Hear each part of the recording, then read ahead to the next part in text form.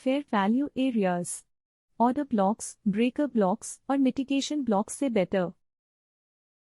ऑड/ओलोड overlapping defence, जैसे हमने पहले कवर किया था, ये पहला एरिया है जहां हम वापस रिट्रेस करते हैं जहां 2 पीडी अरेज ओवरलैपिंग होते हैं। हमारे पास 2 टाइप्स के ऑड्स हैं, best odd, fair value area, worst flowed, fair value gap. Where do FVAs get created?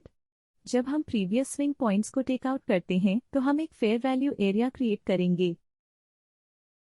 Different FVAs, अब हमारे पास उनकी स्ट्रेंथ के हिसाब से अलग अलग फेयर वैल्यू एरियाज हैं। हम हर FVA को बेस्ट से वर्स्ट तक कवर करेंगे। FVA with FVG plus nested FVA। पहला और बेस्ट FVA एक फेयर वैल्यू एरिया है जिसमें एक ओवरलैपिंग FVG और एक नेस्टेड FVA होता है जो मेन FVA के अंदर होता है।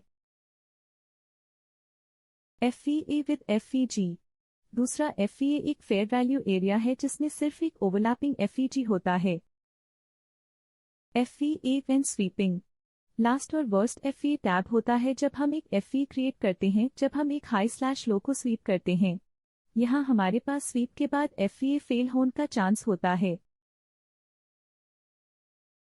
फ्लोट और ऑड, अब जब हम FVA से familiar हैं, हम ये देख सकते हैं कि कब हम FVAs या FVG से ट्रेड कर सकते हैं। मान लो हमारे पास एक FVA ऑड है जो एक FVG FLOD के साथ ओवरलैपिंग है। अब हम ये डिटर्मिन कर सकते हैं कि ह्यूम फ्लोट से ट्रेड करना चाहिए या ऑड से। ये 2 चीज़ों पर डिपेंड करता है। टाइम ह्यूम क्या बताता है? अगर हमने अभी ही किल जोन एंटर किया है और प्राइस ने बस FVG में एक स्टिंग लिया है तो हम उससे ट्रेड कर सकते हैं। क्या हमने अभी ITH/ITL लिया? अगर हाँ तो एक्सपेक्ट करो कि FVA मिटिगेट हो जाएगा।